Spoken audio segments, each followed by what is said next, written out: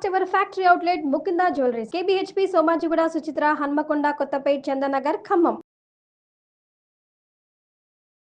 Mukunda jewellers సమర్పించు Deepavali special ఎపిసోడ్కి స్వాగతం. అమ్మ, దీపావళి శుభాకాంక్షలు అమ్మ. మీ అందరికీ కూడానమ్మా, మీకు చూసే ప్రేక్షకులకి, ఎవరెవరైతే దీపావళి చూసుకుంటున్నారో వాళ్ళందరికీ శుభాకాంక్షలు. అమ్మ, దీపావళి అనగానే చిన్న పెద్ద ఆడ మగాన్ని తేడా లేకుండా చాలా సంతోషంగా జరుపుకునే పండుగ. అవునమ్మా. నిజం చెప్పాలంటే పిల్లలైతే వెయిట్ చేస్తారేమో దీపావళి కోసం ఎప్పుడు వస్తుందా అని. ఈ పండుగ యొక్క విశిష్టత, ఈ రోజు అవలంబించాల్సిన విధి విధానాలు ఒక్కసారి మీ మాటల్లో. దీపావళి అన్న పేరులోనే ఉందమ్మా దీపాల వరుస. ఎన్నో దీపాలు పెట్టుకుంటాం, అది ప్రధానం. అవును. ఎందుకు దీపాలు పెట్టుకుంటాం? దీపం పెట్టుకుంటే వచ్చేదేమిటి? దీపం జ్యోతి పరబ్రహ్మ, దీపం సర్వతమోపహం, దీపేన సాధ్యతే సర్వం, సంధ్యాదీపం నమోస్తుతే, లేక దీపలక్ష్మి నమోస్తుతే. అవును. దీపమే పరబ్రహ్మ స్వరూపం. అందుకే మనం పూజ చేసేటప్పుడు అన్నింటినీ ఏదో ధూపమాఘ్రాపయామి అలాంటి పదాలు వాడతాం, పుష్పాన్ సమర్పయామి అంటాం. దీపం దగ్గరికి వచ్చేప్పుడు దీపారాధన చేస్తాం, దీప ఆరాధన ఆరాధన. దీపాన్నే ముందుగా మనం పూజిస్తాం. అటువంటి దీపం దేనికి సంకేతం అంటే సర్వతమోపహం, సమస్తమైన చీకట్లను పోగొడుతుంది.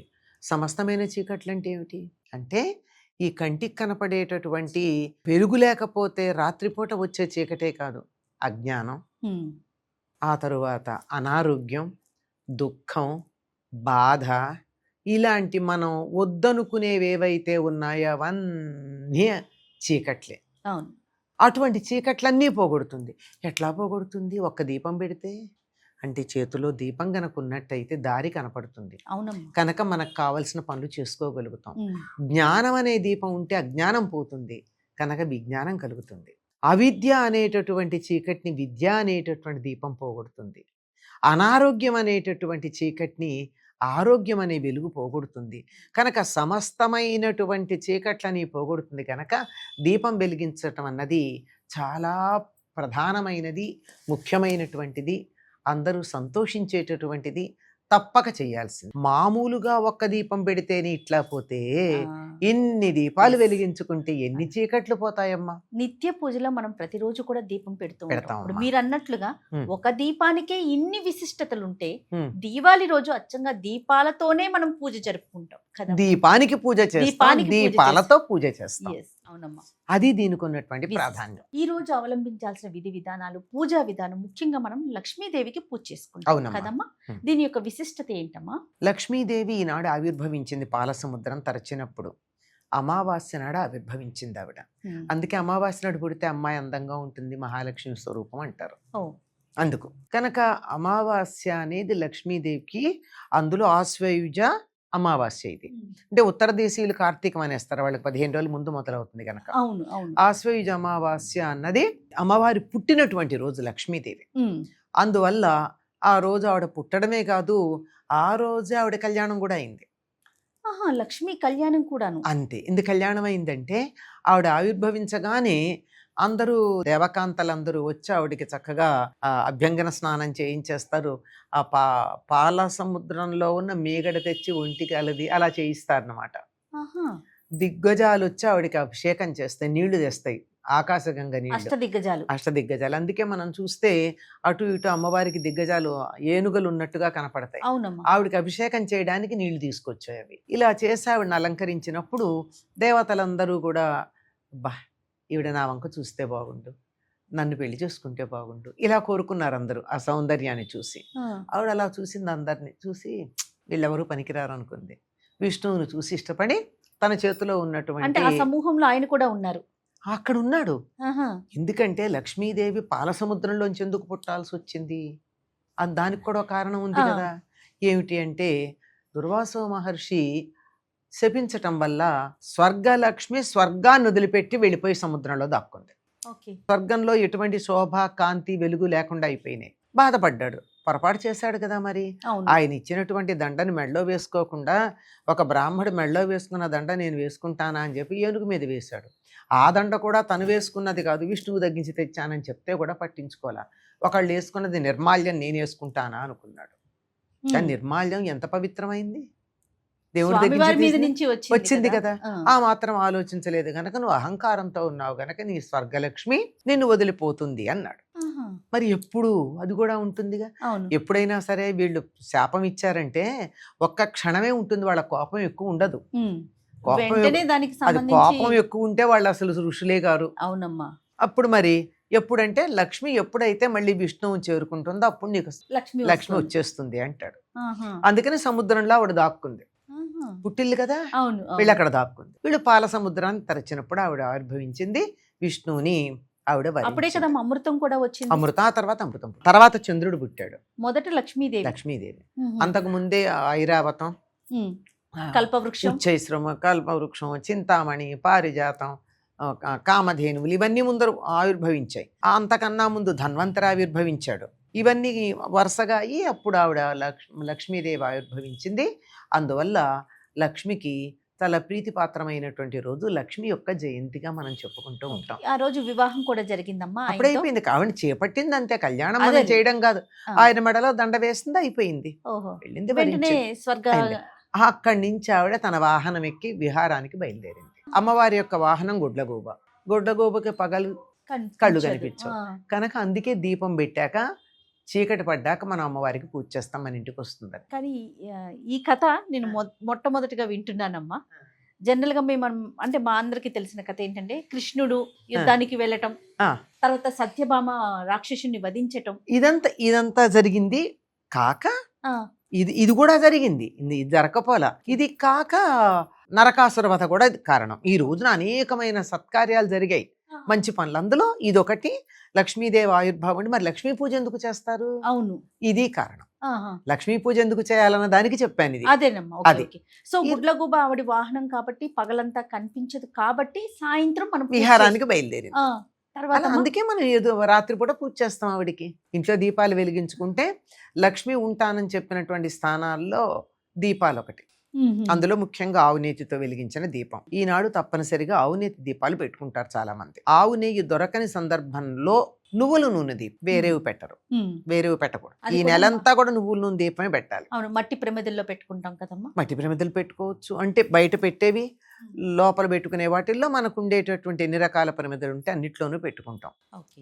ఇది అందుకని ఆ సాయంకాలం పూజ చేయడంలో ఉన్న విశేషం ఇది. ఈనాడు లక్ష్మీ పూజ చేస్తారు. అయితే ఈ వ్యాపారస్తులు ఈ రోజు పుస్తకాలు మార్చుకుంటారు గనక వాళ్ళు రాత్రి చేసినా మనం మామూలుగా పగలు చేసుకుంటాం, లక్ష్మీనారాయణ పూజ చేసుకుంటాం దీపావళి నాడు. దీంతో పాటుగా మరి కృష్ణుడి కథ కూడా చెప్పాలంటే నరకాసురుడు ఉన్నాడు. నరకాసురుడు ప్రస్తుతం మనకున్నటువంటి కామరూపదేశం అంటామే అస్సాం, అక్కడ రాజు బాగానే పరిపాలిస్తున్నాడు. కానీ కొన్ని రకాల చెడ్డ స్నేహాల వల్ల రాక్షస అంశ కూడా ఉంది గనక తన కలకాలం బతికుండాలని చెప్పి తాంత్రిక పూజలు చేయాలనుకుంటే ఎన్ని వేల మందో రాజకుమారులని రాజకుమార్తెల్ని బలి ఇస్తే కామాఖ్యాదేవి అనుగ్రహిస్తుంది అని చెప్తే రాజకుమార్తెల్ని తీసుకెళ్ళి చెరసాల్లో బంధించాడు. ఒక్కసారి ఇవ్వాలి, మళ్ళీ రోజుకోసారిగా, రోజుకొకళ్ళు కాకుండా ఒకేసారి ఇంతమందికి బలి ఇచ్చినట్టయితే అదేదో వాళ్ళ కోరికలు రాక్షసుల కోరికలు ఒకేలా ఉంటాయి కదా, అలా అని.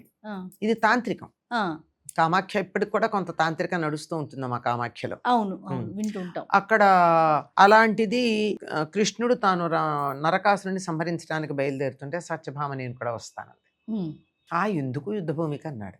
ఏం లేదు, నేను అక్కడ నువ్వు యుద్ధం చేస్తుంటే చూసి ప్రత్యక్షంగా యుద్ధాన్ని నేను అందరికీ చెప్తా. మిగిలిన చోట్ల మామూలుగా ఎట్లా ఉంటుంది, ఇంత గొప్పగా రాక్షసుని సంహరించాడు అని చెప్పుకోవాలి. ఇప్పుడు అట్లా కాదుగా, నేనే చెప్తాను సంహరించాడు, నా కళ్ళతో చూశానని. అంటే ఇలాంటి మాటలకి పొంగిపోని మగవాళ్ళు ఉంటారా? అదే కదా. అందులో కృష్ణుడు కూడా లీలా మానుష విగ్రహుడు. సరే బయలుదేరాడు, ఆవిడ కూడా వచ్చింది. ఈయన బయలుదేరంగానే దేవతల కార్యం కదా, అందుకని చెప్పి ఇంద్రుడు గరుత్మంతుడికి చెప్తే గరుత్మంతుడు వచ్చాడు. గరుత్మంతుడిని ఎక్కే వెళ్ళాడు, ముందర మురాసురుని సంహరించాడు. అతడికి 80,000 మంది అనుకుంటా అతడి సైన్యం, వాళ్ళందరినీ సంహరించి లోపలికి వెళ్ళాక అక్కడ నరకుడు వచ్చాడు. నరకుడు బాణం వేసినప్పుడు వచ్చి అది నుదుటున తగిలి కృష్ణుడు కొద్దిగా అలా సొమ్మసిల్లాడు.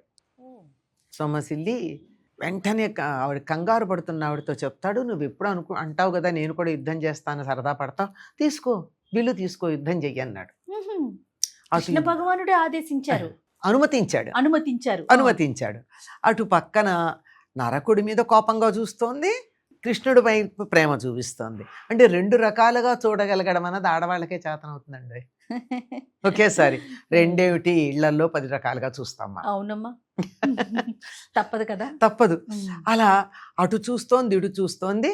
అలా కొంచెం సేపు వాడిని నిలవరించింది, నరకాసురుడిని. నిలవరించిన తర్వాత అప్పుడు కృష్ణుడు తేరుకున్నాడు.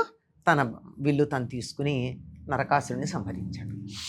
ఇది జరిగింది ఆశ్వయుజ కృష్ణ చతుర్దశి నాడు. అది జరగంగానే ఇహ మర్నాడు అందరూ సంతోషపడిపోయారు. అందుకని దీపాలు వెలిగించుకున్నారు. అప్పుడు దీపాలు కూడా వెలిగించుకునేవాళ్ళు కాదట. రాక్షసులకి శక్తి రాత్రిపూట ఉంటుంది. రాత్రిపూట వెతికి ఎక్కడ రాజకుమారులు రాకుమార్తెలు ఉన్నారో వాళ్ళందరినీ పట్టుకుపోయేవాడు. అందుకని తమ ఉనికి తెలియకుండా ఉండడానికి దీపాలు వెలిగించుకోకుండా చీకట్లో మగ్గిపోయారు అందరూ అని ఒక మాట చెప్తారు. అంచేత దీపాలు వెలిగించుకున్నారు. లేదు, స్వాగతం పలకడానికి దీపాలు వెలిగించుకున్నారు. ఇప్పుడు కూడా అంతే కదండి, ఎన్నెన్ని వెలిగిస్తాం. ఏదన్నా ఉంటే గబగబా ఇళ్ళంతా దీపాల తోరణాలు కట్టం మనం. అలా వెలిగించుకున్నారు. అంతేకాదండి, వీడు నరకుడు అంటే ఆ నరకం చూపించాడు భూలోకంలో. అందుకని ఆ దీపాలు అమ్మ సంహరించేశారు. అమ్మ సంహరించాలి, ఆయనే సంహరించాడు. ఈవిడ కాసేపు యుద్ధం చేసి ఆపింది అంతే.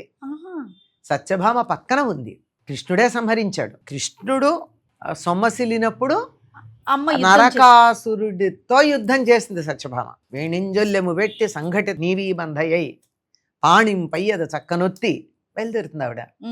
జుట్టు కాస్త జడ వేసుకుందిట. విడబోసుకునే వాళ్ళు కాదుగా ఆ రోజుల్లో. ఆ జడ కాస్త ఎక్కడ అడ్డం వస్తుందో అని ముడి పెట్టేసిందిట.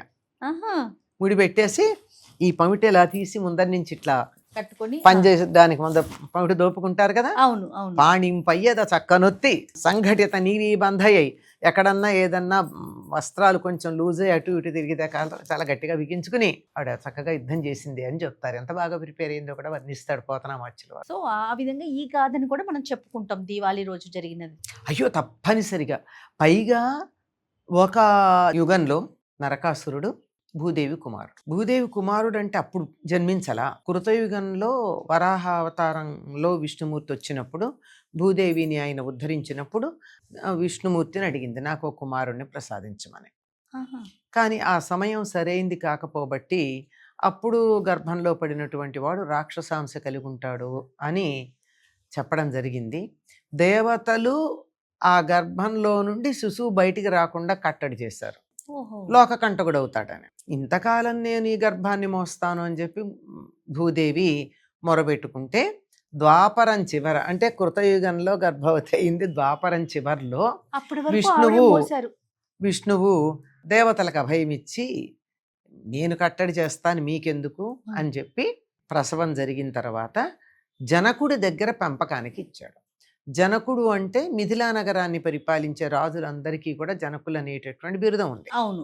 అక్కడ ఇచ్చి వాడు పెద్ద అయిన తర్వాత, యవ్వనం వచ్చిన తర్వాత, పెరిగి పెద్ద అయ్యాక మళ్ళీ భూదేవి చిన్నబుచ్చుకోకూడదు కదా, తన కుమారుడికి ఏం తక్కువైందని కామరూప దేశానికి రాజుగా చేసి, నువ్వు బుద్ధిగా ఉండు, బుద్ధిగా ఉన్నంతకాలం నా రక్షణ నీకుంటుంది, లేకపోయినట్టయితే నేను నా చేతుల్లో ఏం లేదు అని చెప్పి కామరూపాన్ని పరిపాలించుకోమని ఇచ్చాడు. తల్లిగా తాను ఏం చెప్పాలో అది చెప్పారు. ఆ తండ్రిగా చెప్పాల్సింది చెప్పాడు. ఇంత దుర్మార్గుడికి కూడా చెప్పాల్సింది, రక్షించాల్సింది ఉంది, అవసరమైతే శిక్షించాల్సింది కూడా ఉంది. కనుక ఆ మాట చెప్పాడు. కామరూపం అంటే అస్సాం, అక్కడ కామాఖ్యాదేవి. చెప్పారమ్మా, విష్ణువు చెప్పాడు, భూదేవి చెప్పారు కాదు, విష్ణువే చెప్పాడు. వాడు దండించబడుతుంటే మాత్రం నా కళ్ళెదురుగా జరగాలని కోరుకుందని ఒక ప్రాణంలో చెప్పబడింది. వాడు కోరుకుంటాడు నా తల్లిదురుగానే అవ్వాలని. అయ్యింది, వెడతారు, కామరూపాన్ని పరిపాలించుకుంటూ ఉంటాడు. బుద్ధిగానే ఉన్నాడు చాలా కాలం. తర్వాత రాక్షస ప్రవృత్తి, ఇతరుల యొక్క ప్రేరణ వల్ల తను కలకాలం జీవించి ఉండాలి అనేటటువంటి కోరికతో తాంత్రికంగా చేయాలనుకుంటే అనేక మంది రాజకుమార్తెలు కన్యలయ్యి ఉండాలి, పైగా వాళ్ళందరినీ ఒక్కసారిగా బలివ్వాలి అంటే వీడు సేకరించుకొచ్చి దాచిపెడుతూ ఉన్నాడు. సంగతి తెలిసినటువంటి దేవతలు కృష్ణున్నప్పటికి ద్వాపరం వచ్చేసింది, ద్వాపరం చివరకు వచ్చేసారు. అంటే ఇంతకాలం పరిపాలన చేశాడు. అయ్యాక దేవతలందరూ కృష్ణుడిని అడిగితే ఆయన యుద్ధానికని బయలుదేరుతూ ఉంటే, ఆయన యుద్ధానికి బయలుదేరగానే దేవకార్యం కదా, గరుత్మంతుడు వచ్చాడు. గరుత్మంతుడిని అధిరోహించి బయలుదేరుతూ ఉంటే సత్యభామాదేవి నేను కూడా వస్తానంది. ఎందుకు, నేను నిన్ను వదిలిపెట్టి ఉండలేనంది. అదేమనుకున్నావు, ఉద్యానవనంలో విహారమా ఏమన్నానా, అది యుద్ధభూమి, నువ్వు అక్కడికి వచ్చినట్టయితే ఎలా తట్టుకుంటావంటే, అని యుద్ధం చూసి అందరికీ చెప్తాను, మామూలుగా అయితే అక్కడ అంతమందిని చంపాట, ఇంత పరాక్రమం చూపించాడు అని చెప్పుకోవాలి, ఇది నేను చూసి చెప్తాను అంటే సరేనన్నాడు. అసలు ప్రణాళిక వేరే ఉంది, కానీ పైకి మాత్రం ఆవిడ మాట విన్నట్టుగా నడిచి తీసుకెళ్ళాడు. వెళ్ళాడు, అక్కడ మురాసురుడిని కాపలా కాస్తున్నట్టు మురాసురుడు వాడి సైన్యాధ్యక్షుడు ఉన్నాడు, అతన్ని సంహరించాడు. ఆ పైన నరకుడు వచ్చాడు యుద్ధానికి. నరకుడు యుద్ధం చేస్తూ ఉంటే ఒక బాణం వచ్చి ఆయనకి ఇలా నుదుట తగిలింది. అప్పుడు కాస్త సొమ్మసిల్లినట్టయి, ఎప్పుడు యుద్ధం చేస్తాను ఉత్సాహపడుతూ ఉంటావు కదా, లెమ్మా లే, నువ్వు కైకొమ్మ ఈ విల్లు తీసుకో అని చెప్పి యుద్ధం చేయమంటే ఆవిడ చక్క యుద్ధానికి సిద్ధపడిపోయింది. వేణింజొల్లెము పెట్టి సంఘటిత నీవి బందయ్యి పాణింపయ్యద చక్కనొత్తి అని చెప్తూ ఆవిడ చక్కగా జుట్టంతా ముడేసుకుందట, అంటే జడని ముడేసుకుంది, ఆ పౌట కొంగుని బొడ్లో దోపుకుంది. ఏదైనా పని చేస్తే అదే కదా అడ్డం రాకుండా ఉండడానికి, అలా చేసుకుంది. అక్కడ కూడా కట్టిన కట్టు, చీర కట్టు ఎక్కడా జారిపోకుండా గట్టిగా ముడివేసుకుంది. ఎడం చేత్తో విల్లు పట్టుకుంది, కుడి చేత్తో ఇలా బాణాలు తీసింది. ఎలా ఉందిట అంటే ఆవిడ చుట్టూతా ఈ విల్లు చంద్రుడు చుట్టూతా పరివేషంలాగా ఉందిట. ఆవిడ ముఖమేమో చంద్రబింబంలాగా, దాని చుట్టూతా గుడి కడుతుంది కదా చంద్రుడి చుట్టూతా, అట్లా ఉందిట. అలా వాడి మీద బాణాలు వేస్తోంది. వాడి మీదేమో కరకు బాణాలు వేస్తోంది, ఇటేమో కృష్ణుడి మీద మన్మథ బాణాలు ఇస్తోంది. అలా వాడిని కఠినంగా చూస్తోంది, ఈయన ప్రేమగా చూస్తోంది. ఇలా చేయగలిగిన ఒక స్త్రీలకే సాధ్యం అనుకుంటా. అంతేనమ్మా. అట్లా చూస్తుంది. ఈ లోపల ఆయన సొమ్మసిల్లినటువంటి కృష్ణుడు లేస్తాడు, లేచి తానే యుద్ధం చేసి నరకాసురుణ్ణి సంహరించడం జరుగుతుందన్నమాట. అప్పుడు వాళ్ళందరూ వచ్చి రాజకుమార్తెల్ని రాజకుమారుల్ని విడిపిస్తాడు. అక్కడ ఉన్నటువంటి ధనరాశులన్నీ కూడా ఓడల్లో ఎక్కించి రాజకుమారులకి రాజకుమార్తెలకి ఇచ్చి పంపిస్తే, రాజకుమార్తెలు మేము వెళ్ళము మా రాజ్యాలకి అని అందరికీ కూడా ఒక్కసారిగా కృష్ణుడిని చూస్తే మన్మథ భావం కలిగిందట. 16,100 మంది ఉన్నారు వీళ్ళు. అప్పుడు వీళ్ళందరినీ, అక్కడ అస్సాం ఎక్కడుందో తెలుసు కదా మీకు, ఇదంతా తిరిగి భారతదేశానికి ఇట్లా తిరిగి ఇటు నుంచి తిరిగి ఇటు వస్తే గానీ ఇటు ద్వారక రాదు. ఓడలు ఎక్కించి పంపించాడు ఇంతమందిని ద్వారకకి. వీళ్ళందరూ వెడితే దేవకీదేవి యొక్క అంతఃపురంలో ఉన్నారు వీళ్ళింతమంది. అందరినీ ఆవిడ ఆదరించింది. ఆవిడ సమ్మతితో తర్వాత ఎప్పుడో వివాహం చేసుకుని అందరినీ ఒకే ముహూర్తంలో. అంచేత కృష్ణుడికి భార్యలు 16,000 మంది గోపికలు కాదమ్మా, 16,108 మంది భార్యలు, అందరూ రాజకుమార్తెలు వాళ్లే. గోపికలు వేరు, ఈ రాజకుమార్తెలు వేరు. మళ్ళీ తను గరుత్మంతుడిని ఎక్కి ద్వారకా నగరానికి ఇటు నుంచి ఇలా వెళ్ళిపోవచ్చు కదా, వెళ్ళిపోయాడు. ఎప్పుడైతే నరకాసురుడు సంహరించబడ్డాడో అందరూ సంతోషంగా దీపాలు వెలిగించుకున్నారు. ఎందుకు అంటే అతడు ఎక్కడ తమ పిల్లల్ని పట్టుకెళ్ళిపోతారో అని దీపాలు వెలిగించుకునేవాళ్ళు కాదు. ఎందుకని, రాత్రిపూట రాక్షసులకి శక్తి ఎక్కువ. అందుకని రాత్రిపూట వచ్చి అక్కడ పట్టుకెడతాడని దీపాలు వెలిగించుకోకుండా ఉన్నారట. చీకట్లోనే ఉండేవారు. వాడు చచ్చిపోయాడు కదా అని ఆనందంగా దీపాలు వెలిగించుకున్నారు అని చెప్తారు. ఇది ఒకటైతే, నరకుణ్ణి చంపిన రోజుని మాత్రమే కాదండి, ఇది నరకం చూపించాడండి అందరికి, ప్రజలకి. దీపాలు వెలిగించుకోకుండా చీకట్లో ఉన్నారంటే అది నరకం కాదా? అంతకన్నానా.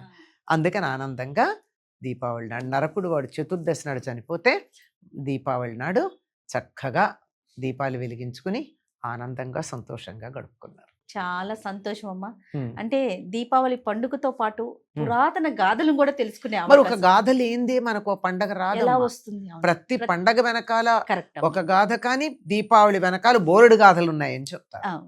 దేవతలకు సంబంధించింది ఉంది, ఇక్కడ భూలోకానికి సంబంధించింది ఉంది, సిక్కులకు సంబంధించింది ఉంది, ఇట్లా అన్ని మత సంప్రదాయాలకు సంబంధించిన వాళ్ళకి సంబంధించిన ఒకనొక అద్భుతమైనటువంటి సంతోషకరమైన విషయం దీపావళి పండుగ, మనం చేసుకునే దీపావళి పండుగ రోజున ఉంది. చాలా సంతోషం అమ్మా. మరొక్కసారి మీకు దీపావళి శుభాకాంక్షలు. అందరికీనమ్మా, అందరికీ కూడా అన్ని రకాలైనటువంటి చీకట్లు పోయి అన్ని రకాలైన వెలుగులు కలగాలని ఆ లక్ష్మీదేవిని ప్రార్థిస్తూ స్వస్తి.